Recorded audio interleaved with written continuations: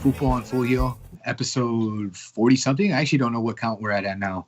But 42. 42, there we go, episode 42. My name is Frankie, joined as usual by Johnny and Andres. Yo. And Rafa in the back at the studio. There it is. You already know. You saw it coming. But yeah, as you can see, we're remote. Fuck COVID. We're over this. I want to hang out with my friends and do this in studio because it's more fun. Hopefully, that's what I wish for the holidays. Happy holidays to everybody. This is the holiday edition. Hopefully everybody's doing all right. It's been a week or two. I don't remember how long it's been since we were back on, but sorry for leaving everybody in the lurch. But we're back, and with good reason, because the Champions League group stage is over. The games are coming in quick and fast in the Premier League. The Bundesliga and Serie A are close. A lot going on in football. First and foremost, all these teams are playing 3 games in like the span of a week, right? Considering European commitments and then the league commitments. So I know Johnny's been pointing it out and has probably been talking about it the longest, but I think we're starting to see that not just in the Premier League, but everywhere, right? We're starting to see that fatigue, that wear and tear, that the injuries, right, pile up across the board. So we're starting to get to that time where it gets really, really interesting. Unfortunately, there's no Champions League for like 2 more months. It's February when we resume play in the Champions League, but it will be the round of 16, the knockouts, where things get interesting. Before I mention who is playing who in the next round, we can talk about who is not progressing. Real Madrid progressed by the skin of their teeth. Make no mistake, it was by the skin of their teeth, barely, but they topped the group. They somehow managed to top the group and qualify. Manchester United, out of there, Dumpsville. They're in Europa now, right? Solskjaer loves the Europa. And then finally Inter, right, under Conte. You thought they could finally break through. They're out of any European competition entirely, right? I don't think they even qualified for Europa. I think to qualify for Europa, you have to be one of the top third-place finishers, and they weren't even that. So Inter's gone. United gone from Champions League. A lot of people upset, right? But deservedly so. Both of those teams are inconsistent. Would you guys agree? Yeah, I think Inter definitely had troublesome first half of the season, if you want to call it that. But I think more importantly, they had key players missing at key times. Lukaku missed some time, and I don't know. They just weren't. I think we saw this last year, and it was a recurring trend where they weren't performing at the level they should when it came to the big games. So I think that's something that they have to fix moving forward if they want to win the Scudetto. But for Champions League, yeah, I mean that group was tight till the last game, and they couldn't pull through. I don't know what to tell you. Well, Johnny, I'll ask you about United because I know you love talking about how Solskjaer is not the guy and how much they suck, right? So yeah, that was. I would have fired his ass after that game, to be honest with you, because for all I feel like you got to make at least the next round of champions. Like I know they had a complicated group, but it wasn't as complicated as that Inter and Real Madrid group. And all they had to do was get 2 draws, essentially, and they managed to screw it up both times. Like, to me, that's the signs of it can't be more on the silver plate for you than, like, it's clear to me he's going to get, I don't know, apparently there's title contenders, right? We'll talk about that later, but I can't see the team functioning on all cylinders and really anything. I mean, they have quality players, but it's just too inconsistent. But they have exciting players. I mean, they have money they've spent, but they kind of just expect them to click by themselves. I don't know. But Inter kind of disappointing. They only have themselves to blame in that group. They lost points to Shakhtar, right, and to the other team. But kind of embarrassing for them to not even get Europa either. So Yeah, I right. think it's a big bummer. Yeah, It was you Gladbach. can. Yeah. So I don't know where Conte stands, but I guess there's no one's firing anyone during COVID season besides the Dortmund coach, right? Just got fired, kind of off topic, but Yeah. I would have fired both and maybe Conte. He's not showing much at Inter, but I guess they're gonna challenge for the title, you could say, or try to finish top 4. In Serie A, that's right. Well, Barcelona got blasted on the last day against Juventus, and Juventus actually ended up finishing first in the group. Cristiano Ronaldo, of course, scoring in his return to the Camp Nou there in Spain. First time he scores in the Camp Nou too. Well, and a Champions League game. The reason why I mentioned that is because as a result of Juventus finishing first and Barcelona finishing second, as the 2 seed, Barcelona would end up playing one of the top seeds or a tougher draw, right? They'd get a tougher draw. And it ended up being PSG. So Neymar will return to Barcelona for the first time since he left Barcelona as a player. And we have Barcelona versus PSG, which is one of the many interesting ones. I'll just go and list them because, they're all really interesting, honestly. RB Leipzig versus Liverpool, right? 2 teams with very similar styles, 2 very, I don't want to use the word hip, but I guess like modern teams, right? Very energetic, high pressing, attacking. Then we have Porto versus Juventus. I like Porto, so I don't want to be disrespectful here, but that's probably like Juve probably got the draw that everybody wanted, right? Or am I full of it? Yeah, it's probably the easiest draw in the schedule. No knock on Porto, but yeah, because our boy Juve has enough. Yeah, Juve has enough to go through. You got any love for Porto, Johnny, or would you agree? I can't say I see that, but that was definitely the easier draw, you would say. For totally disrespecting them, but just at least I think what we're agreeing on is that it was a pretty even spread, and no one can really complain about who they got, you know? Yeah. You were in the small pot or in the big pot, and it was like you shot yourself in the foot if you got in that small pot. You're gonna have to dig deep, and that's where Barca find themselves, Chelsea find themselves, right? Some of the teams that ended up in that bracket. Sevilla's got Dortmund, which I think will be pretty even because Haaland will be back, and maybe this new interim coach can sort things out for Dortmund. Lazio go to Bayern. I think, again, no disrespect to Lazio. They're an interesting team. They're well coached. They've got some good players, some really good players, right? Like Immobile and the center mid there, Luis Alberto, right? But Bayern is just Bayern, right? And then we've got Atletico versus Chelsea, which will be really, really interesting as well. El Cholo versus Lampard's young squad there. Gladbach versus City. Borussia Gladbach has been looking, they're a historic club in the Bundesliga.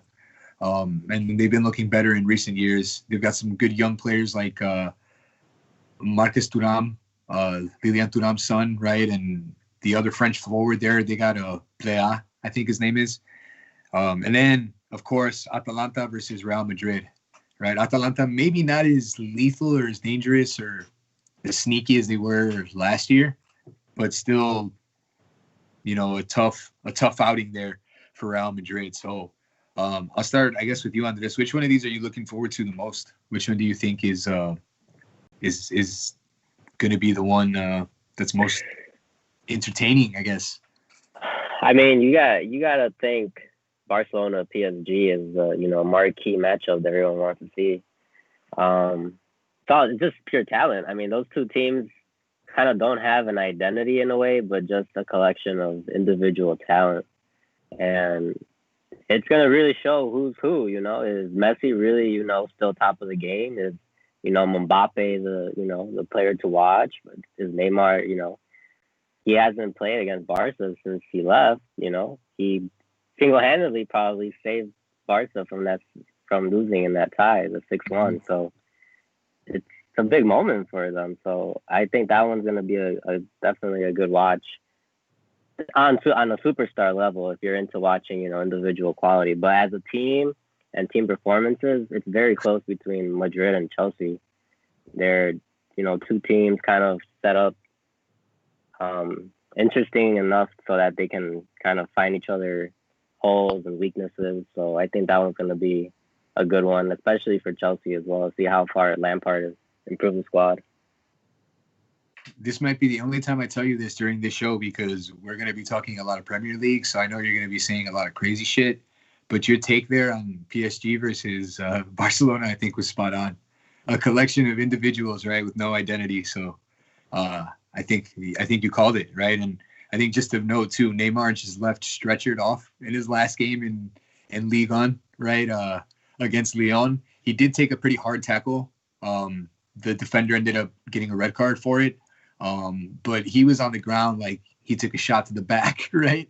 And it looked like what could have maybe been an ankle injury wasn't much, right? So Neymar being Neymar, right? You got to take the good with the bad, I guess.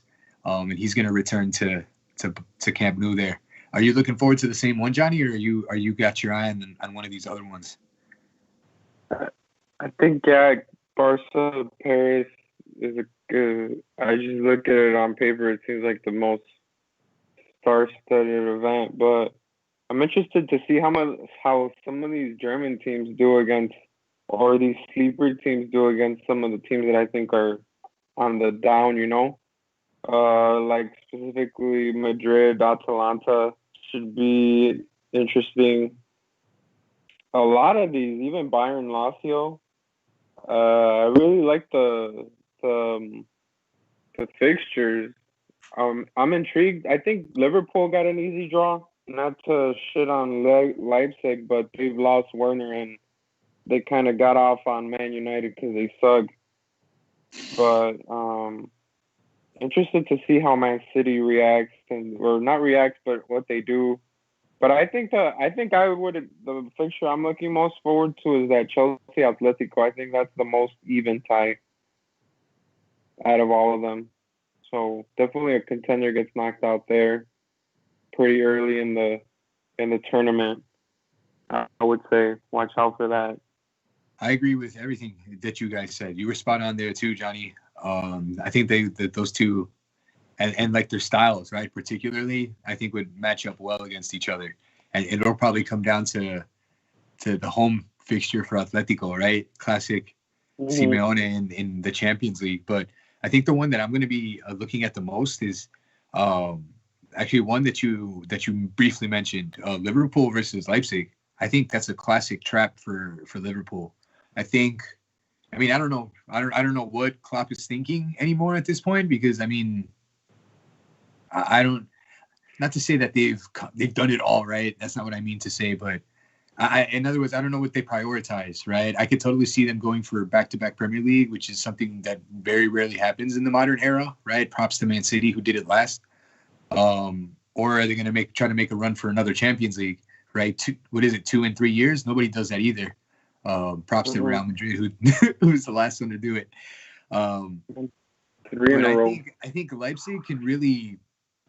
I think you mentioned Werner, and that's a big loss, but they've got Yusuf Paulsen, who's a big presence. I wanted to say big scorer, but that sounds like I'm talking about a big person, right? No, but he's like he's been picking up the goal scoring load for them there. They still got Dani Olmo, who looks like he's more comfortable now, and he's been scoring more. The young Spanish midfielder. They've got Andres' boy Angelino, right, the left back. The left wing back from Man City, and he's been scoring and putting in assists like crazy. They've got that. I've actually never seen him play, or if somebody were like to try to, if I saw a picture of him, I wouldn't know who he is. But they've got this Sorloth forward, Alexander Sorloth. Right. Apparently, he's supposed to be a big deal. He hasn't hit the ground running yet.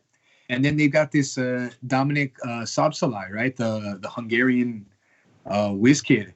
And they got rid of that cup tie rule a couple years ago. So even though he's already played in the Champions League for Salzburg, he can play for his new club. So I think specifically the fact that they don't have center backs right now at the moment, I think that attack can totally exploit that and can totally take advantage of some of the spaces that Liverpool does leave sometimes. So I think it could be really, really interesting. And because they play so similar, both teams are going to go all out. They're going to go all out in attack. They're going to leave some spaces. It's going to be back and forth. A little bit more entertaining than Spurs-Liverpool.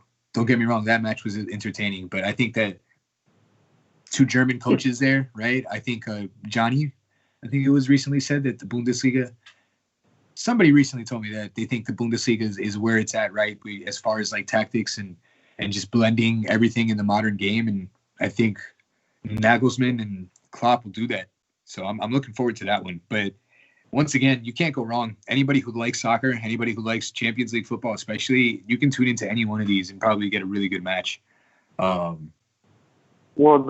think what I was trying to say was how I'm interested because the German league is the only league that had all four of their teams qualified to the next round. So it's indicative of Spain too. Yeah. Fuck them though. They got Real Madrid and they suck. Barca sucked too this year. But yeah, I'm interested to see some of these German teams. I think they're doing things differently than a lot of the other teams, and so are the Italian teams. I think the most intriguing team for Spain is Sevilla or Atletico. I don't think it's Barca or Real at all. So yeah, and to add some good games, man. To add to the Liverpool-Leipzig point that you were talking about, I think Leipzig, maybe Atalanta, Sevilla, Bayern, those are the only teams that really play at the intensity that Liverpool plays at. So definitely playing someone who, plays your same intensity level is going to be hard, especially in February when you probably already played, 20 more games, 25 more games. So if you can't perform at that intensity and someone comes at you, full head of steam, you might get knocked out. So it's going to be interesting who's hot, for February. Yeah, right. And then there's plenty of other, like, I guess what's the word? Other storylines in all of these, or in most of these, right? We already mentioned Neymar returning to his former club, right? You've got Immobile kind of returning to Germany after he flopped at BVB, right? We've got Juventus trying to get it together and maybe finally get the trophy they've been longing for, right? And CR7 playing against a Portuguese team. There's a lot of stuff going on.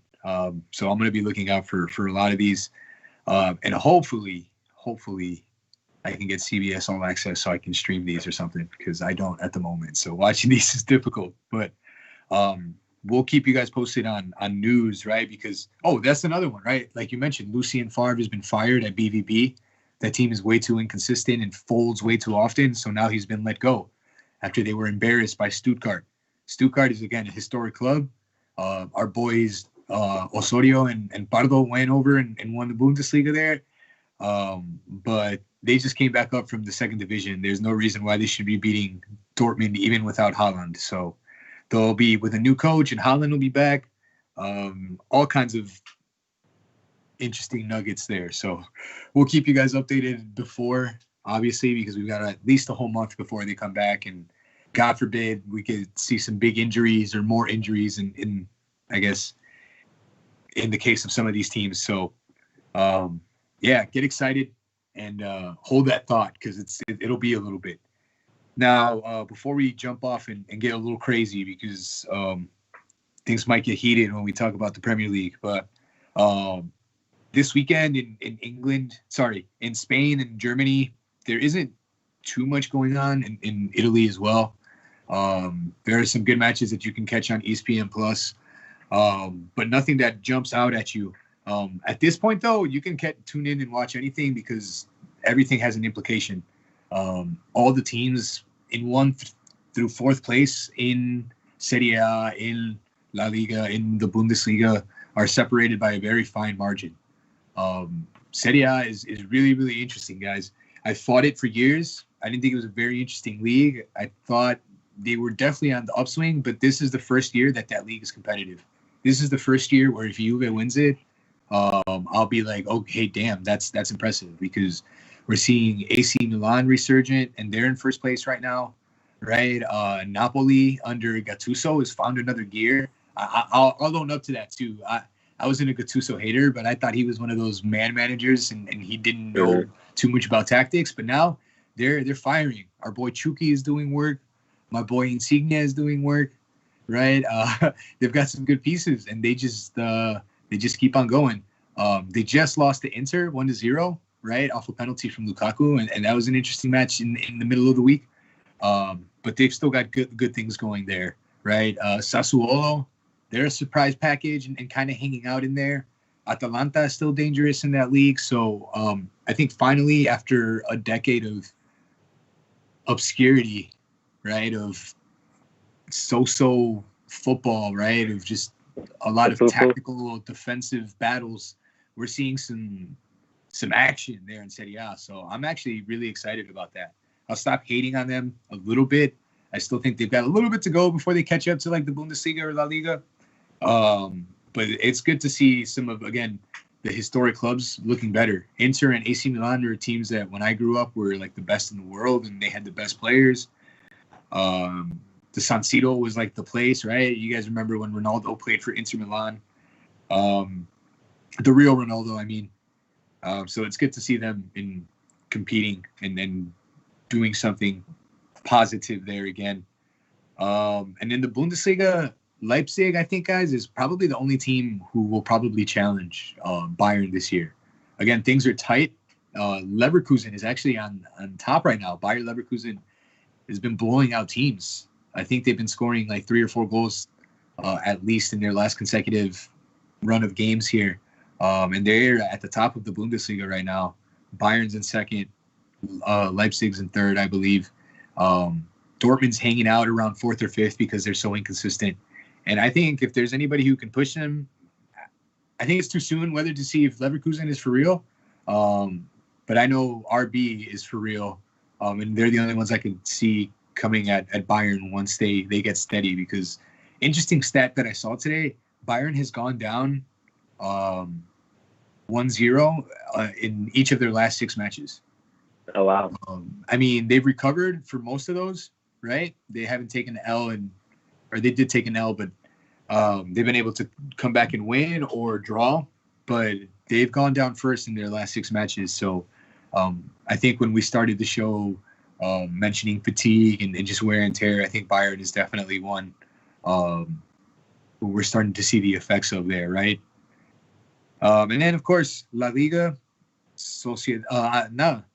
man, I'm getting tongue-tied. Atletico Madrid is in first place. Even though they lost the Madrid derby this last weekend to Real won 2-0. But because they have a couple matches at hand, Atletico is safe at the top for now. Barcelona has worked their way back up to 5th after being like as low as 12th. They just beat Sociedad yesterday in what was a pretty close match. Barcelona played a really good first half and then shut off in the second half. And Sociedad almost came back and tied it. And Griezmann, again, just terrible finishing. I don't know if you guys saw this one, but he got a square ball in front of the goal by himself, and he slid in to get it, and he kicked it right back at the keeper with nothing but open goal in front of him. Atletico has 2 matches at hand, so they can get some separation at the top, but Barcelona and Real are cracking the top 4 again.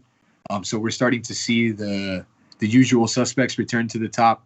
Sevilla is still kind of lurking there. Villarreal is still kind of lurking there. But it looks like things are sorting themselves out there in this period now where injuries and fixtures are starting to pile up. And Real and Barca are starting to come back to the cream of the crop there of La Liga. Do you still maintain, Johnny, that Sevilla or Atletico will win the league, though? Yeah. I don't think Madrid's hot right now, right?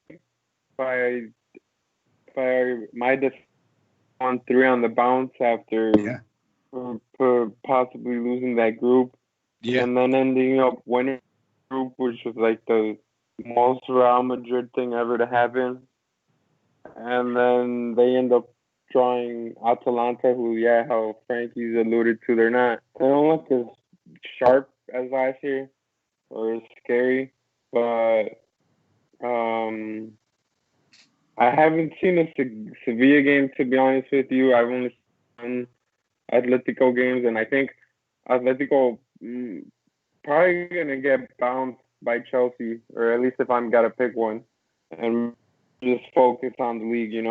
That wouldn't be bad for them. I think, if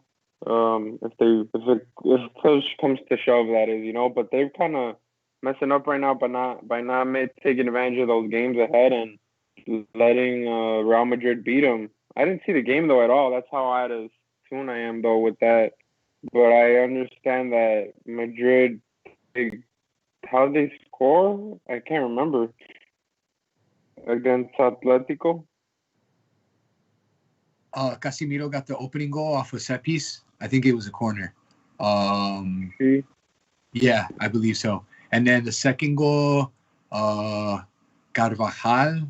got the assist.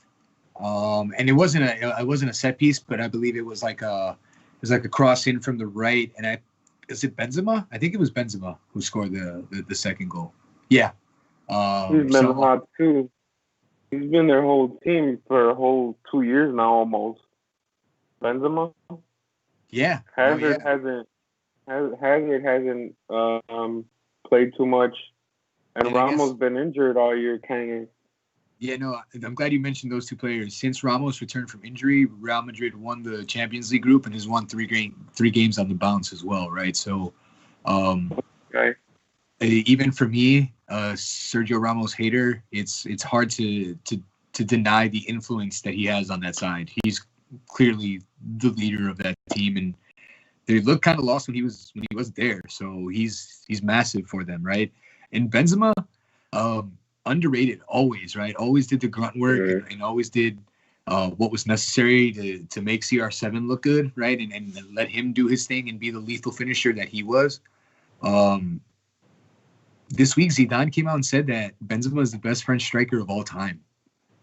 Would you guys agree with that one? I saw Johnny immediately is shaking his head already. I disagree with him. Right? Who do you have? I think Benzema's great, but I think Henry is still the best French striker ever. He wasn't really he wasn't like your center forward type striker though. He kind of came off the wing, ran through the channels, really clinical finisher. But if you really think about it, Benzema kind of like a hybrid 10 striker, and he has a little bit more to his game. And just, I think now his statistics are that he has like 30% of Madrid's goals up to like since Ronaldo left. So that's he's carrying the team, and I think Madrid just goes as far as he does and Ramos go. But to call him the best French striker, maybe skill-wise, but he definitely did not, show it on the national level. He was not relied on, or, no one really cared to bring him on the team. Oliver Giroud looks a lot better than him right now. Would you agree, Johnny? Who's the better French striker? I don't really care about France, but I would say great answer. Zidane. Yeah, not that I don't rate Benzema, but he's always just been weird. I don't know. I feel like I liked him when he was at Lyon. He's kind of playing like that again, feels like. Kind of the focal point of the team and just kind of taking motherfuckers.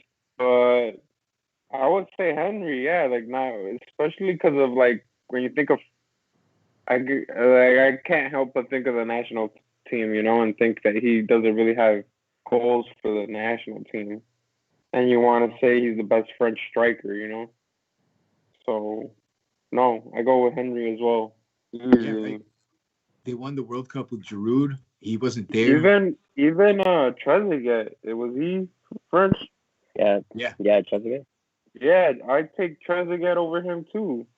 Some people say that Benzema didn't go to the World Cup because of political or, dare I say, even racist reasons. Take Giroud too. He's a World Cup champion. Yeah, you said I'll take Giroud too. That's the answer I was hoping to get, because Giroud is a star. You want to talk about people who's hot? Giroud is hot.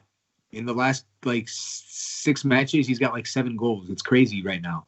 After being out in the cold at Chelsea, he comes into the side and just starts dropping goals. It hasn't really helped because Chelsea has hit the skids. But I think that's probably the best transition I can give into talk of the Premier League. We'll talk about, I guess, what's freshest, the most recent development, what just happened yesterday. Liverpool takes sole possession of first place in the Premier League on 24 points. Previously, they were tied on 21 points with Tottenham Hotspur, coached by the ever-divisive Jose Mourinho. And I'll just start with this. Mourinho, at the end of the match, goes up to Klopp and says, "The better team lost today." Unbelievable, this man. That's crazy, right? Now, Liverpool had like 74% possession of the match, 17 shots, more shots on target, 12 of them, I believe, on target. Spurs had 24% possession, like 8 shots. If you looked at those stats, it looked extremely one-sided. Now, it was a little bit more entertaining than the stats indicate. I will give Mourinho and Spurs this credit in that the few chances they generated in the first half, at least, the one chance they generated in the first half ended up in a goal, right? Which is, I guess, a testament and proof that they're really efficient on the break, right? I'm one that likes to say that he doesn't know how to attack, and that his teams don't work on attacking strategy. I think more than anything, this was and has been a result of great individual players that he has at his disposal, like Son and Kane and Lo Celso, who is healthy now and made that great pass to Son, right? But then in the second half, they came out and looked a little bit livelier. So while I wouldn't call them a little bit more attacking, they look a little bit more attacking for a Mourinho team, right? And anytime they did get a break or look like they could attack, while it was few and far between, it looked dangerous, right? And Bergwijn, the Dutch kid, could have sealed it. He could have made it 2-1 Tottenham. He hit not the crossbar. He hit the post after a rookie mistake, right? By, I think it was Reece Williams, who had made a bad play on the ball and allowed the Spurs attacker to head the ball in the path of Bergwijn, and he was free 1-on-1 against Alisson and hit the bar or hit the post. So could have gone either way, honestly. So a draw was probably the fairest result, in my opinion. But at the same time, like, Liverpool just produced. They were going all out. Did they have a hard time breaking down Spurs? Yes. But again, that's a compliment to how disciplined and organized and I guess tactical that team is, right? Because imagine getting a player like Harry Kane, who can do it all in the attacking third, and having him defend as much as he did in this game, like, and to get him to buy into that, I think that's pretty impressive. So I'll give them props. I still don't enjoy watching it.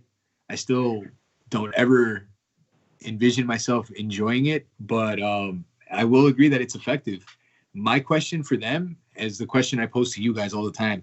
It'll be effective against certain teams. I don't think you can win like this in the Premier League. I think you can win the Champions League like this. I think you can win a knockout tournament like this, right? You can take these 1-0s or 0-0s and then win in penalties, but you can't do this over 38 matches. Maybe I'm wrong, right? And I guess technically I am wrong because Mourinho's already won leagues elsewhere, right? Maybe not playing this exact same way. But in the Premier League, with the squad that he has and the squads that he's playing against, I don't think it's sustainable. That's my knock on them. But props to everything they did. Also, props to Liverpool. I'll talk a little bit more about Liverpool later because I've talked already a lot about Spurs. But I'll start with you, Johnny. What do you have to say about the Spurs-Liverpool match? Other than, obviously, you're thrilled, right, that Liverpool's up top? Yeah, it definitely made my day. The last-minute Firmino goal. It was great. He ran all the way to the cop. Yeah, beautiful header. It was a good game, probably the best game I've seen this year since the restart. Intense.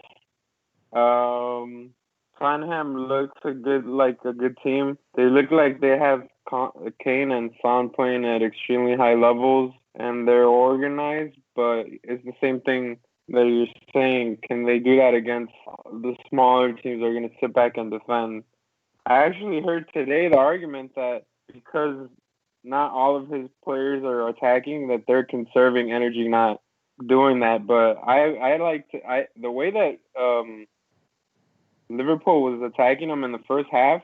I kind of like when you don't have the ball, you don't like that, and you're running a lot. I think it's gonna get a little bit frustrating, and that's always been why Mourinho's kind of such a Grinch, you know, because he's always like gets mad if the smallest little things don't go his way. But he's playing a fine, like with fine margins. Like I know me and you were saying that Songo was offside. To my naked eye, I saw that as offside, but apparently VAR is like, all right, it's not. But regardless, I think the first half Liverpool showed a lot of attacking options. They were doing a lot of stuff all over the park and really getting at Spurs. And it was kind of I mean, that's how deadly Spurs is. They just need their chances. But sometimes it's about will they create that many chances. And I guess they came out strong the second half and really took it to Liverpool. And that's how I would like them to play all the time. But they didn't finish because Bergwijn he had the 2 shots, they didn't get them. Pool kind of just, I think, having the ball so much. I think it is a little bit embarrassing when it's like 75% to 25% of the ball possession and like your team like Spurs. You know, that's more expected of a smaller team like, I don't know, you know, Burnley or something, or a La Liga team that's going to like face them. So I think right now it's buying in, and I know that like maybe the fans not being has given Spurs stuff, but I can definitely see them. I don't know. They're a little reliant too much on Kane and Son. Like I want to see what Bale's gonna do. Ali, if they can get goals from other places, they'll be a sure title contender. But if this is all they're gonna do, they're gonna score. And I don't think they got enough. But Liverpool played great, and they're the best team in the world. Yeah, and then real quick before I get to Andres, who's hot? I mean, Liverpool stays hot, right? But a quick shout out to Curtis Jones, looking like he's played professional Premier League football for years. From the 19-year-old lad in the middle of the park, trying cheeky little, no-look passes and just urging the team forward. He's looking good. But also the big shout out was, and this is a little controversial, shout out to Jurgen Klopp for first 2-time defending the best manager. Won it last year, won it this year. Now, I say controversial because a lot of people say Hansi Flick should have won that award, right? I'm happy. I would have been happy with it going either way, honestly, because Klopp bringing them to the Premier League title with such a margin is, a big deal after 30 years. But also what Hansi Flick did after taking over a club that was in the position they were in is really, really impressive too, right? So I'm not mad that Klopp won it, but I certainly wouldn't disagree with the people who think that Hansi Flick won it. So big shout out to Kloppo, first 2-time winner of that. And yeah, the team is just a machine. Reece Williams, Curtis Jones, it doesn't matter. Kids are coming into the squad, and they're looking like they've been there forever, and they just keep going forward. Again, it is a little bit concerning that they're having some difficulty breaking certain defenses down. Yesterday, though, some of those exchanges were looking crisper. We're looking like a session of Rondo on the training pitch, right? They were pinging the ball back and forth and getting those combinations. But Mane hit the crossbar, and he hasn't been his sharpest. Salah probably missed a couple up, like he does every match, right? That's why Mo Salah is always kind of frustrating, because for as many goals as he scores, he probably misses just as many, right? And then Firmino, hopefully this is his second goal at Anfield now this season, which is something he struggled to do all of last year or recently. So hopefully this is a confidence builder for him moving forward into this crucial period. Your thoughts on the match yesterday, Andres? I think we both have given Spurs props. We've given Liverpool props. How do you feel about it? Well, I thought we were gonna get a draw from the beginning or a Tottenham win. I thought we were gonna get a draw, and we didn't. We almost did. I think Firmino definitely has to pick up the slack, and he knows it now that Jota's out till January. I think he recognizes that they're not gonna get goals from this hot striker who came in there or winger. He's gonna have to produce. So I think he took shots. He was looking lively, and big moment for him at the end. I think Tottenham, with the team that they have, that style suits them. I mean, they only have so many, quality attacking options. They have Kane, Mora, they have Song. I mean, that's besides them, you're not gonna find. They have Vinicius, but Dale and those are players that don't really defend. But I don't think Tottenham played this game wrong. I think they didn't have the team to go toe to toe with Liverpool. They couldn't play a possession game because they don't have the players for that. Liverpool would have picked them apart. They had no option, bro. They had to go defensive. And Mourinho, he's kind of like I'm walking that line between he'll either have a masterclass or backfire. And this one was almost a masterclass for getting a draw. Again, it's backfired. It's effective, and it was impressive to watch because you were like, man, Liverpool's going to have to score here, and they just couldn't break them down. It made me laugh because, again, it's effective, but I'm not a fan of it, right? But to see the three clear lines, right? Defenders, midfielders, and the freaking forwards all in their own half like that was like, oh my God, really? But they couldn't break them down. Alderweireld and Dyer. Eric Dyer, too, is one I kind of discarded. I was like, dude, he's a center mid, converted center mid. He's been playing center back ever since Mourinho got there. But he had a pretty good match, too. There were claims of handball against him, but he really didn't. There was nothing that he could do about it. Didn't really see the ball. Kind of turned his back, but it hit him like at the top or right at the sleeve, right? So the appeals were quickly brushed away for handball there. But no, it's definitely, and like Johnny said, it's probably hard for those players to do so much running, but at the same time, I would argue it's probably even more mentally taxing. The concentration it takes to hold those lines and to be so organized and to keep attacking teams like Liverpool out is got to be really, really taxing. My head would probably hurt, right? Those guys have to be so aware of every situation and everything going on around them. It's probably just really, really fatiguing. So I think for Mourinho, when you're playing a top team, I mean, he played Chelsea, he played City. He boasted that his team didn't get scored on by these high octane teams. He drove to Chelsea, he beat City, he almost didn't let Liverpool score on them. So I mean, I think big team games, he's gonna have to retreat and hit the counter, and hopefully he's clinical enough to get the win. But he's been showing some balanced performances against smaller teams. He's not a small club mentality type manager. Come on, he was scoring 3 or 4 goals against some of these smaller teams. That's why Song and Kane are top of the table, and assists and goals. Well, so it's not like he's playing defensive, parking the bus tactics on West Ham or Leeds. Maybe Leeds, because Leeds is pretty good team. But I'm glad you mentioned West Ham because that's the one example they did it. West Ham and Newcastle this year, 2 teams that are kind of weak.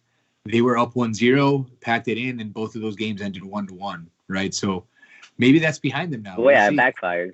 Yeah. Well, yeah, like I said, it's either he's walking that line. It's either he's gonna have a master class or it's gonna backfire. But he played Liverpool how he had to. Almost got the win. Almost got the draw. Liverpool's hard to beat at Anfield. I mean, 66 games. That's ridiculous. How do you not lose in 66 games? That's almost 2 full seasons. Yeah, and then interesting note about Anfield too. This was the first match back at Anfield with some fans. I believe it was 2,000 fans were in attendance. So at one point during the match, I had completely forgotten that there were fans, and then you can hear everybody singing, right? And that was cool to hear. Once again, the fans in the stadium there to watch their team Now, before the match, Mourinho playing the classic Mourinho media games, right?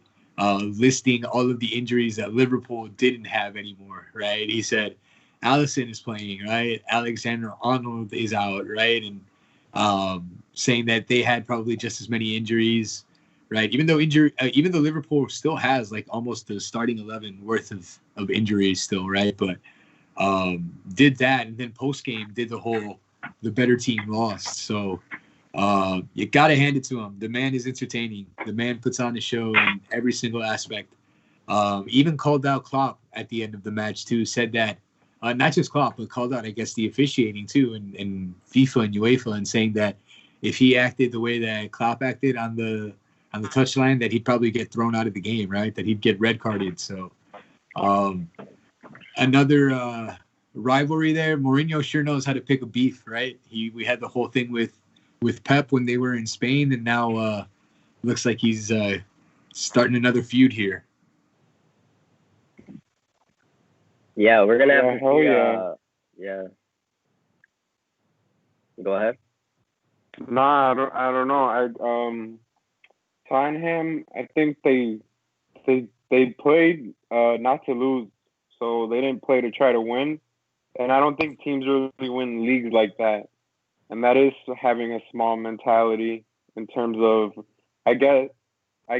Given the squad, he's only been 6 months there, bro. A year, maybe. I was about to say, given they're a little bit more ahead than thought they'd be, but again, this is also the Tottenham side that just made the Champions League final 2 years ago. With five players, not a full squad. That's still a good amount. What do you mean? That's still a good amount. How many more players you need? And then Mourinho's gone. That's what I'm saying. That's half a squad. Yeah. Most teams don't repeat and make the finals, bro. Tottenham, they'll be up there, but they're gonna drop points. They already started to drop points. Well, they're the top two right now. Those are Leicester this weekend. Undisputed top two right now, right? Is Liverpool and Spurs. What about everybody else behind them? After this last weekend, again, similar themes, right? It looks like the injuries and the run of games and multiple competitions and fatigue are starting to take their toll, right? Because everybody else was dropping points left and right. In the last week, all Leicester, Manchester City, United, Chelsea. Chelsea has hit the skids recently. They've now lost 2 matches on the bounce, I believe. And then, Arsenal is in, actually, we're not even going to talk about Arsenal on the show. We're not even going to waste our time with that. The rest of the top 4, I think, is up for grabs. I think before we were pretty set on, all right, Liverpool and Manchester City. Now I think we've kind of shifted to, all right, Liverpool and Spurs are probably going to go down to the wire. Mm-hmm. Everyone else now is starting to look like it could be up for grabs. It looks like could be a little bit of musical chairs now. I think, United, right? United, like you mentioned before, is only 2 points off of the top 4 now, right? And that was crazy to considering that Manchester United is so night and day, right? Again, with United, the talent is there, but you just don't have the consistency. And as Johnny would love to probably iterate right now, the coaching, right? Solskjaer's probably not the guy to take him to that level. United did just win 10 away games for the first time in their history. Actually, that stat blew me away. That was kind of a sneaky one. I didn't realize that had happened, right? And Liverpool has not won away, I think, in the last 5 meetings that they've been out on. So it's a tale of 2 teams, different positions, but they're not winning the games on one side of the field. Since we're talking about them right now, do you give United a chance now to crack that top 4, considering everybody else slipping up right now? They just won, but they barely beat Sheffield United, or they had a little scare at the end. Yeah. They're still. I think they don't have the consistent squad enough or identity to really push. They'll be probably 5, 4, 6, bouncing around there, but I don't see them. I don't see them really challenging for the title. To be personally honest. Pogba had a good assist, I heard today. A nice little assist. Yeah, Actually, I haven't seen those highlights just because I actually just got out of work not too long before the show. But 3-2 as it finished, right? And it, like Andres said, it got a little scary at the end there for them. Martial, Johnny's favorite player, was on target. Marcus Rashford, right, was on target, and Marcus Rashford, another big shout out to him. He won the foundation award, right, for humanitarian and just community works. So big shout out to that guy, making a difference on and off the field. Dude, you haven't seen the goals? Pretty No, much I haven't. United.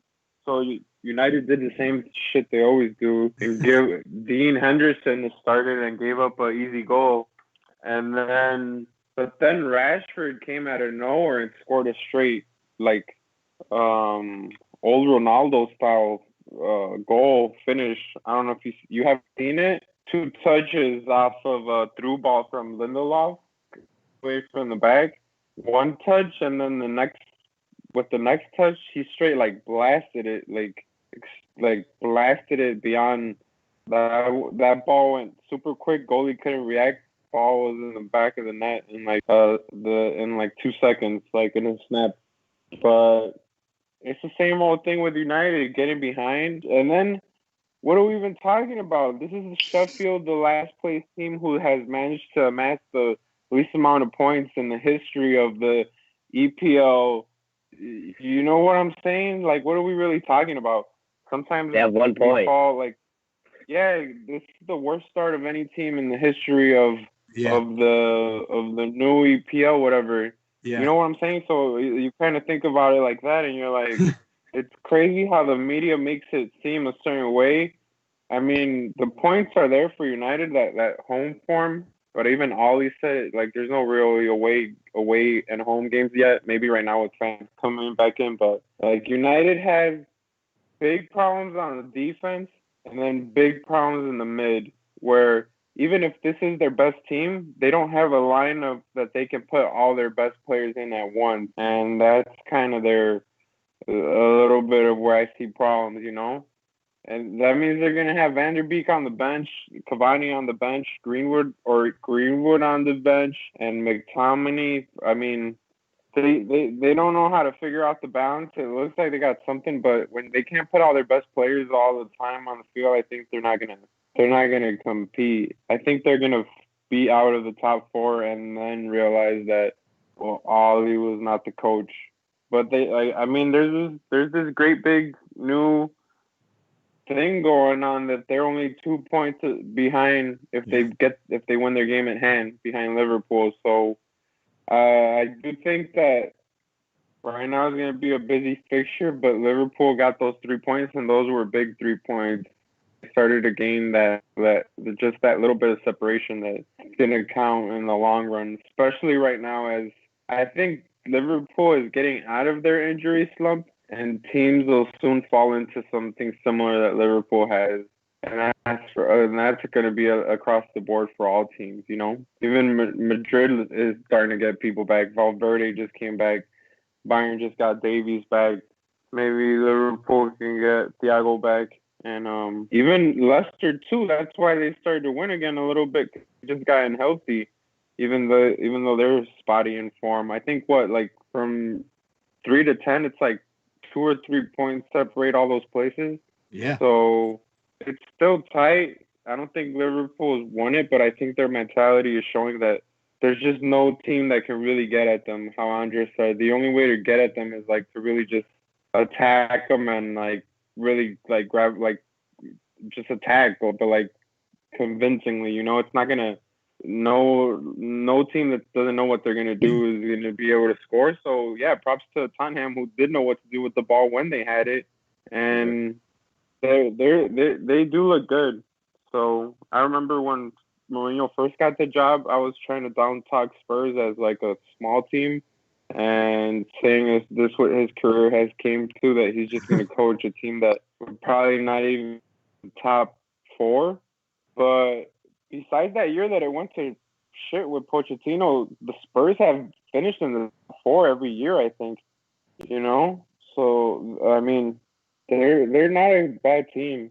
Son and Kane are playing marvelous, but I think what I said too before I get off this topic is that yeah, Tottenham had 1 or 2 players playing at high levels, whereas Liverpool had like the whole team playing at extremely high levels.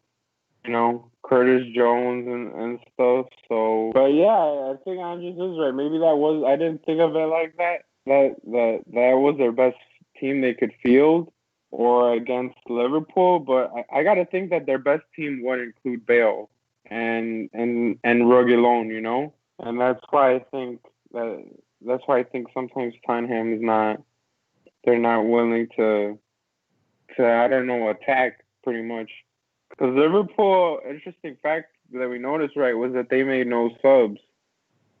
So, but I don't think they really even had the depth in the bench to try to bring someone on and change the dynamics of the game. And it really was smart because Mourinho is more of a reactive coach, where he would have wanted Klopp to do something and then kind of go from there, where he won't do that move, you know, to bring on a Bale. He brought on Ali like minute 80, you know, a little too late to try to really find a winner. But yeah, that's all I'll say. It was a great game though. I thought it was really, really entertaining. I still think City's in it. I was about to ask, what of City? What's going on with City? Honestly, they're just, this is the worst City team we've seen under Pep. I think without question, right? That's not even like a shot. That's just, at this point, statistically, that's just what it is, right? But the talent is there. You've still got some good pieces. Mahrez has probably been in his best form since he joined City, right? KDB is in the top 3 players of the world right now. Top 5 for sure. Maybe top 3 is debatable, but definitely top 5. Definitely top midfielder in the world, right? You still got guys like, I was going to say Sterling and then laugh because Sterling has just kind of gone missing, right? He's wanted, or, you know, put him on the milk carton. We don't know where he is. What is he doing? Aguero is hurt, right? And can't really count on Aguero to be a key contributor at his age, right? I feel like there's just a lot of question marks at City, but it's confusing because it feels like there shouldn't, right? Pep is still Pep. They still have pretty much a decent core of players, but it just hasn't been coming off. I know you try to take the optimistic route, but at this point, I gotta say that's got an alarming trend, right? I mean, again, I agree with what you keep positively saying, right? Is that you don't win the title in December usually, but at this point, it's an alarming trend of points dropped, and the fact. Again, I would agree. If there's a team that can recover from that, they're maybe one of the few teams that can recover from that. But this is certainly alarming. I don't, and I think what alarms me more than what I'm seeing is maybe I'm just short-sighted, but I don't see the solution. I don't know what they change other than maybe like a January signing, maybe some rest. I don't know what they can do. Maybe it's just a confidence thing, right? Maybe 1 or 2 guys just start scoring goals and that breaks the seal or whatever, but.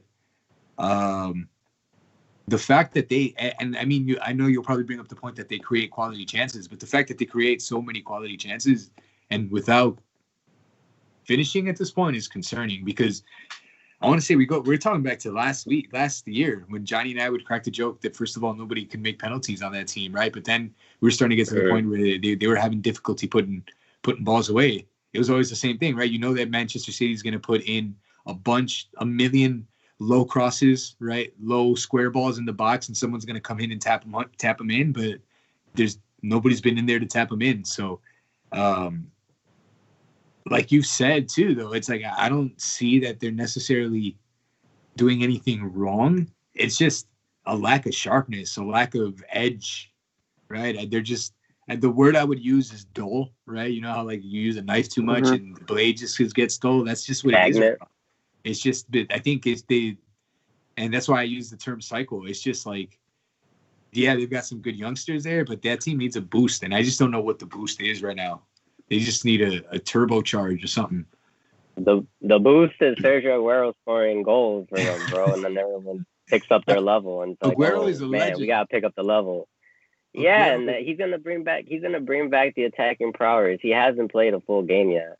I don't know. I'm optimistic. I just think goals is the solution to everything. So the quality, the defense is there. You know, the mid is there. The quality chances are there. Just gotta put it in the back of the net. I mean, simple as that. You're not gonna win these draws against, West Brom by not scoring. You have to score. So if that's your only problem, then find a striker. I don't know. Find someone to score. Put whoever is hottest in training to score a goal, even if it's Ferran Torres, a striker. I don't care. Just score goals. But besides that, I think they have the quality squad to, be top 4, top 5 team in Premier League. Here's the thing, though, too, is like you said, find somebody to find goals. And normally Pep is really adequate, more than adequate. He's really adept at making guys play, not necessarily out of position, but finding utility for them, right? So he's the guy who brought in the false 9, right? Who put Messi in as a false 9 and goals came, right? I think we've seen him tinker, right? I think we've seen him try other ways to do it, right? We've seen briefly the Phil Foden at the false 9 experiment, right? I think we even saw like a match or two where KDB was at the false 9, right? If I'm not mistaken. So I feel like he's tried, maybe at the wrong times, he's tried to look for other options, but Bernardo Silva, I think it's just a lot of guys short of form right now, man. Yeah, that's what it is. Bernardo no Silva, preseason. Sterling, Rodrigo, Fernandinho, just a lot of guys just who are quality. And I hate to say quality because some of these guys are stars, right, that I'm naming, but they're just not having a particularly good season at the moment.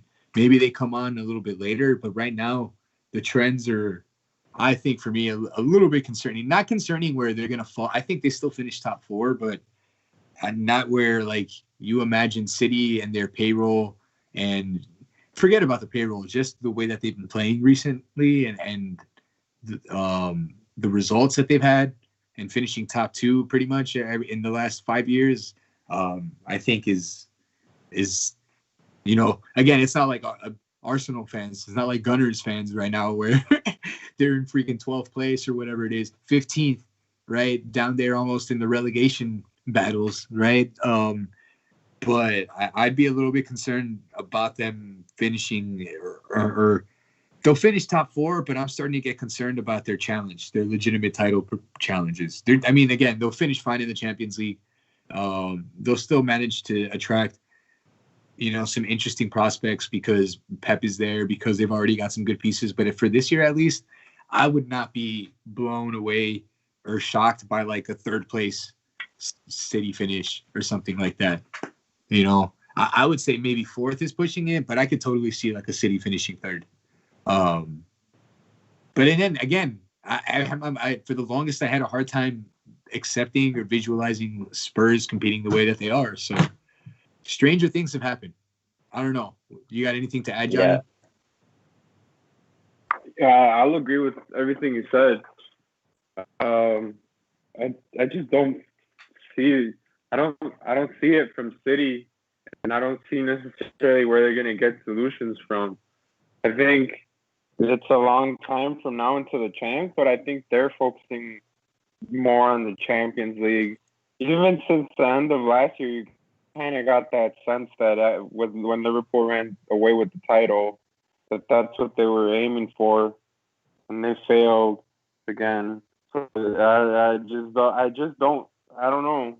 I don't see it, and I utter the same sentiments you said about City. I don't know. I think Aguero, yeah, you want him to come back, but concerning that he's injured and he's barely going to come back. I mean, maybe a new signing type of feel, but I think he's definitely maybe the key. But to get maybe Sterling going and some of the other guys a little spread out the goals a little more would really help them.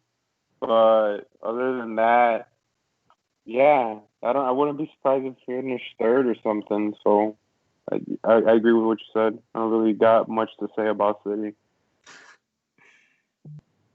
Well, yeah, it would be a first for them. Didn't they finish 3rd in Pep's first year, right? Something like that, yeah. Yeah, maybe.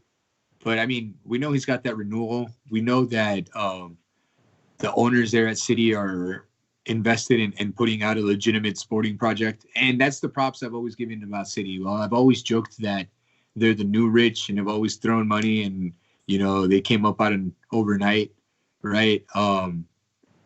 Other teams have done that, but just to like make money or then to just blow it up or just to, bring stars.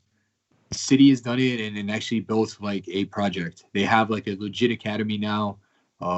They got like top, coaches and physios, and they've come in and yes, they've splashed a ridiculous amount of cash because they're freaking royal family of an oil kingdom, right? But they've legitimately gone about it and yeah, if you're gonna splash the cash, just splashing it the right way, right? Whereas PSG, or even if you guys remember the previous Manchester City ownership before, they had that guy from Thailand, the Thai ownership, right? They bought Robinho, Sven-Goran Eriksson was the coach, right? They had a bunch of random crazy players that came to play for no reason, and I think the only one that ended up working out was what was the right back, the Argentine guy? Zabaleta was like the only one from that era that ended up like being a success. Everybody else was like, what the hell? Like they played there, right? They stole Adebayor from Arsenal, all kinds of crazy shit that they did before the new ownership group, the Sheik came in and took over, right? Where PSG, that ownership has come in and they've come in and dominated, the French league. But what have they gone in? And the other big example I think of is Anzi Makashkala in the Russian league. You remember that team? They bought Eto'o, they bought Willian, they bought like a bunch. They bought 6 superstars, and now that team, I think, if I'm not mistaken, is either like in the 3rd division or may not even exist anymore. It's just like fucking bottomed out. So at least I wouldn't be too like, again, like if City does finish like 2nd or 3rd, it wouldn't be like the worst thing. They're more set up for long-term success, like you've said, Andres, than other clubs are. But I'm starting to say for this season, I'm starting to get a little. If I was a City fan, or if I was from the outside, I'm starting to get nervous. But we'll see. We'll see from there. The other one I want to mention is Chelsea, because Chelsea, I think, was, at least for me, probably the more realistic choice to push rather than Spurs or any other team, because Lampard's 2nd year there, because he's got history at the club, because he's got the returning core, and they added really, really big pieces like Werner and Ziyech and Havertz. And just as you thought things were coming together, and Mendy, let's not forget Mendy. Mendy's been massive in the goal. Then they hit the skids, as I've already said a couple times, right? Now they've lost 2 matches on the bounce. Johnny, I think, pointed out the stat that they've only really won against they don't have good results against the top 6, right? In like the last season or two. So is it time for Chelsea fans to panic then too? I think if you're a Chelsea fan, you're kind of mad at Lampard for not being, tactically flexible with the lineup. I think there's a lot of criticism with, playing Werner out of position, not finding, what the best position for Havertz is. Havertz, struggling back from COVID, doesn't look like anything like a $70 million signing. You can't really drop Mount for what he does in the mid. You have, question marks on other players like Ziyech, if he could stay healthy, or, if he's up to the EPL, schedule and the rigors of it. But I mean, there's question marks. They still have a good team. I think fatigue is the one factor that we're not factoring into all these teams. I think that's why we don't see an edge from all these teams, and consistency. I mean, they're playing games every 3 days, and the only bright spot for Chelsea right now is that they have 6 days of rest before their next game, so they play Monday, whereas other teams play like in 3 or 4 days. So maybe that rest might, bring them back to life. I mean, I'd say if they lose 3 or 4 in a row, then you can start to panic. But 2 games, I mean, if they need to win the next one and go from there for me. But they still have quality. It's still a quality squad. Pulisic is American Wonder Boy, The Wonder Boy. What about you, Johnny? Are you ruling Chelsea out just yet, or are you still waiting on them? I mean, I don't rule them out. I just think that it's clear that Liverpool have the edge against a lot of these teams mentally. You want to think that City still has that edge, but I don't know where they're gonna get it from. Maybe they should get lessons from Zidane, who out of nowhere looked miserable with this team essentially of nobodies that just keeps winning. You know, I don't know where they got that out of them to win 3 games in a row, but going back to Chelsea, it just seems like I do feel a little bit of panic now. The team has been together for a minute now. Well, not Havertz and Ziyech, but Pulisic seems to stay injured. Yeah, or Werner. And I don't know that I think I was mentioning it the other day, I don't know that they know where to put Werner, because I think Havertz ends up being sacrificed a little bit when he comes and plays in the mid, because he doesn't necessarily offer you that up and down that you need in that position. He kind of needs to be creatively roaming. He was kind of like a center forward, kind of like always in the mix with Leverkusen, but now he's finding a hard time to have the same impact. And then I don't know that they're getting they're getting goals from Werner, but I don't know if it's how I thought it would be. I thought he'd be a center forward, and he's kind of more of like on the winger side. He's kind of coming off the left, the right side. So I think Chelsea is in the same dilemma that a lot of these teams find, or at least like I think Man U, Chelsea, and even Tottenham. Not so much City or Liverpool, which is why they're kind of the teams to set the bar against, is that they don't know what their best lineup is yet. Like, who would you say is Chelsea's best front three? I think in the last weeks too, they've showed that they've always been good at attacking, but it's kind of not been clicking as much these last couple games, and that might be the fatigue again, because it's been a lot of games. So, but what's their best front three? Assuming everyone is healthy. I think at this point they have to try do they play the 4-3-3 usually? Because I think at this point they have to play the 4-2-3-1 to get all of their players. Andres mentioned Manchester United's inability to get all of their best players, or maybe it was you, Johnny. I think it was you. It was Johnny. Johnny mentioned their inability to get all their best players on the field at one time. I think it's the same thing with Chelsea, right? So I might probably play, either Abraham or Giroud as the one up top, Havertz right in behind them, right? And then a combination of Ziyech and Werner on the wings, and then Pulisic coming off the bench or starting for one of those two guys. And I think that's the best. And then with Kovacic and Kante right behind holding, I think that's super solid for them, right? I think, honestly, Pulisic or Ziyech is going to be, those two guys are going to be in each other's way, or kind of like stepping on each other's toes, right? But I think that's fine, because you're going to need all of these guys throughout the course of the season. They're going to play Atletico now. If they're going to try to make a run, they're going to need to rotate. But I think that's the going forward. I think that the COVID is a factor. The kid is 20 years old, right, in a new league. So I think it's always going to take Havertz some time. But I think his best position is that, like, I guess 10 role, or Johnny said it best, that like free role, where he can just assist, right, or he can just kind of roam and ask for the ball, right, and kind of do like a Messi, right, or something like that. The wing, Werner could play anywhere. He could play up top. He could play off the left. Ziyech, same thing, and Pulisic, the same thing. So you just got to get the right rotation.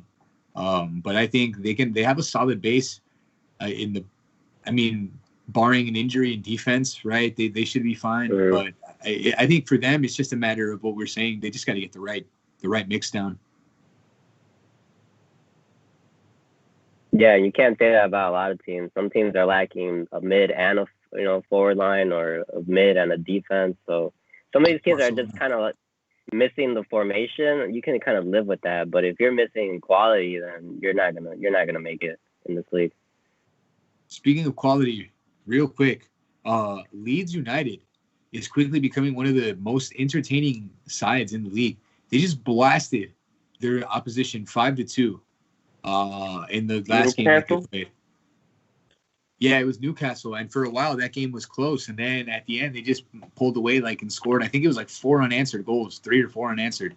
Are they gonna stay in the Premier League? Is this sustainable for them? I think they're an early Liverpool type team where we'll score 4, but we'll also concede 3 or 4. So that's good enough for mid-table. They're a little better than all these other teams. Definitely. Arsenal, Burnley, Fulham, West Brom, Sheffield. They're kind of right there, right underneath Wolves, Aston Villa. They're right where they should be, I think. I don't think they're surprised. But they do play some entertaining offensive football. Yeah, that's why Bielsa finished 3rd in the best manager, right? Because, it got them to the Premier League in 2 years since he arrived, and now they're playing fearless football like they've been there, right? My only concern would be how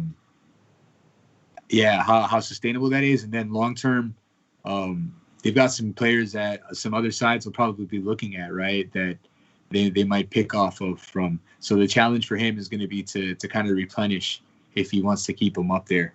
But honestly, they're going to be like that new hipster side where people, for a while were like, oh, yeah, Leicester or I don't even know what other team maybe. But they're going to be that new hipster squad that everybody likes picking up just because they're the new Wolves, right? I can totally see Leeds being the new Wolves because you know how we all fell in love with Wolves, right? I can totally see people jumping on the Leeds bandwagon like we all jumped on Wolverhampton. All right, cool. This weekend, we've got some interesting fixtures, but before we get into the fixtures, a couple quick shout-outs. Big shout-out to Robert Lewandowski, voted the best men's player by FIFA this year. I don't want to say robbed, but he deserved it. He would have won the Ballon d'Or had they not canceled the Ballon d'Or. So I think it's just awesome that he's getting his due recognition, right? And even then, he's still going off. He just scored 2 goals to bring Bayern back after going down in their last match. Big shout out to Lewandowski. Anybody else from that you guys want to shout out from who's hot? Who's hot?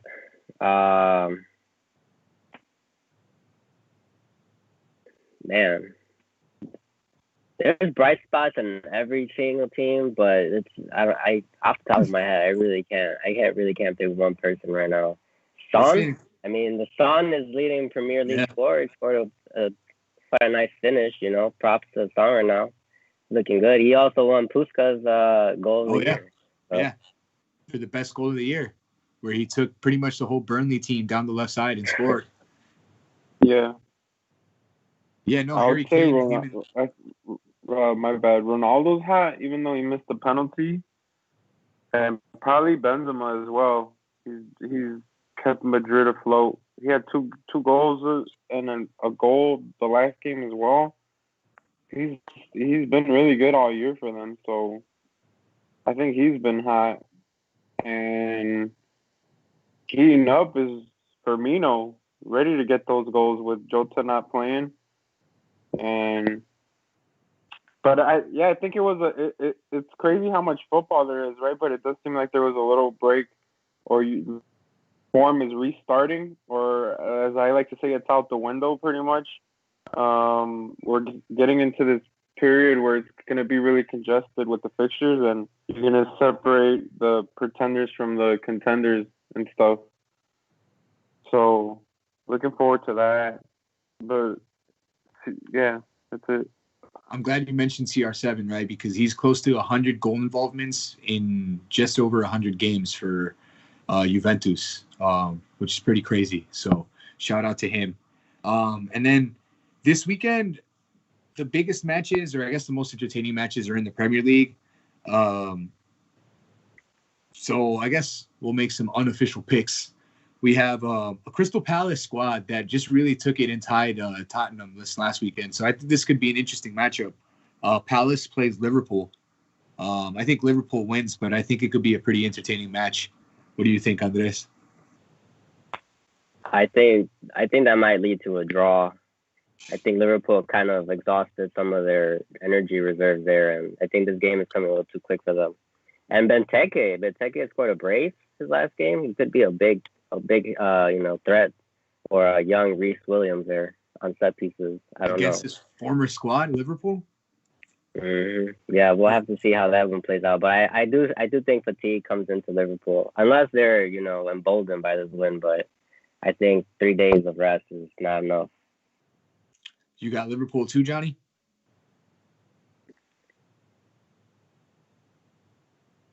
Not awesome. Yeah, I do. All right, for sure. And then we have Southampton versus City on Saturday as well. Southampton is very sneakily in the top 4. We saw Theo Walcott scoring for Southampton against Arsenal, which is pretty ironic this last match day. You got Southampton or you got City? I think this one is a draw as well. I think the way that Southampton is playing and the way that City is playing, I wouldn't be surprised by a 1-1 or a 0-0 for this. I gotta say Southampton. You got Southampton, Johnny? Yeah. Going with the Saints? No, I think it's going to be a little bit more open. I hope Southampton doesn't just play defense for 90 minutes like West Brom. I think City will probably field a little more offensive side. I think Pep is kind of obligated to score a little more offensive side, so I think they should win. All right, and then we also have Spurs versus Leicester. Who you got? We'll start with you, Andres. Spurs all day. Leicester's a little weak on set pieces. I don't think on a dead ball situation, I don't think they're up for it. And Tottenham is Tottenham. They got Kane and Song. So props to Leicester though. I do like them. I just don't think they can beat Tottenham. There's levels, but they're still in there. They're in the race. See, I'm kind of conflicted here. Leicester. You got Leicester? Your boy James Maddison with another brace? Of course. See, and that's what I was going to mention, because the last time I watched Leicester play, they were blowing it, and then in the last minute, Maddison finds Vardy for a very beautiful through ball, and boom, they scored the game winner, right? So I think Leicester's got that potential too, where even if they're having a kind of off day, all it takes is one good pass to Vardy, and you already know Jamie Vardy puts him away for fun. So I'm going to go with draw just because it's hard for me I could see it going either way. So a draw is they're very similar, and I don't know if Tottenham's going to give Vardy any space. I don't know if they're going to play another defensive game, but we'll see how they line up. And then finally, believe it or not, this is a big rivalry in England. And it hasn't, people maybe forgot about it or because Leeds was in the second division for so long. But Manchester United plays Leeds this weekend. Who do you guys got? Can Bielsa ball come and knock United out? I mean, I want to go for Leeds, but I want to say they're going to play into Man U's hands maybe. A lot of those counters and space that Man U usually find hard to find. They're going to be more readily available against a Leeds team that doesn't really care about defending. It's going to be another game, 3-2 Man U. 3-2. I got it the other way. I got 3-2 Leeds. I think Maguire is a liability still. I don't know. I don't care how many aerial duels he wins in the Premier League. I still think he's a liability. Ooh, strong words against the $80 million defender. I'm going to go with the draw just because I can see, like what Johnny was saying, where it's going to be high scoring for sure. I can see like a 4 or 5, 6 goal match, a 3-3 or 2-2. But I'm going to go with another high scoring draw. I'm kind of on the fence about most of these matches this weekend. It can go any way. But either way, looks like we'll be entertained. And then, the last thing I just want to close out by shouting out León, Club León from Mexico, who just won the championship. The last time we did the show, I wore a Cruz Azul jersey. And the more I think about it, the more it fucking pisses me off. Because that was probably bad juju. That's probably what blew it. But for those who already didn't know, after going up 4-0, prompting me to wear that jersey in celebration, Cruz Azul blew it and gave up 4 goals in the return fixture, losing the semifinal. And then the team they lost to, Pumas, would go on and get blown up in the final. So props to León because they now won their 8th title, which is the same as Cruz Azul, and one more than Pumas. So props to them. León is one of those, you know how I said Leeds and Wolves are those like teams that hipsters like love? Yeah, hipsters love León too, but I can't even really hate on that either. They played the best football, and they did something that's never been done before, I believe, in Mexico. The first place team has never won the Liguilla, I think. I might be wrong about that. But it's been a really long time, that's for sure, since the first place team has actually won the playoffs. And they did it. They finished first in the regular season, and now they're in the Liguilla, and they won it. So props to them. Props to the people of León, Guanajuato. Enjoy that shit. All I know is pain. And thank you guys for joining us for this pre-Christmas edition. Next week, if you're not working, if you're off for a couple days, if you're working from home, keep an eye out on the Premier League fixtures. We might jump in and do something pre-Christmas or after Christmas because it doesn't stop in the Premier League. Some of these other leagues take a winter vacation, a couple weeks off, not in the PL. We got matches on Boxing Day. We got matches 3 days after Boxing Day. So they're coming in hot and heavy. And like Johnny was saying, after this, we're going to see the make out the contenders from the pretenders. So stick with us here sometime next week. Thank you once again for everybody joining us on the live stream. Thank you to our buddy Ryan. I know he already shared the link. He tagged me in it. So thanks, bud. Appreciate that shit. Thanks to Rafa and the Full Heel Studios for having us do our little show on their network, on their distribution, on their equipment. And let us know what you guys think. Give us a rating, give us a like, give us a comment, let us know who you support so we can talk crap about them too. Be safe. Take care out there in this crazy corona world, and we'll come at you next week. Peace out, y'all. Peace.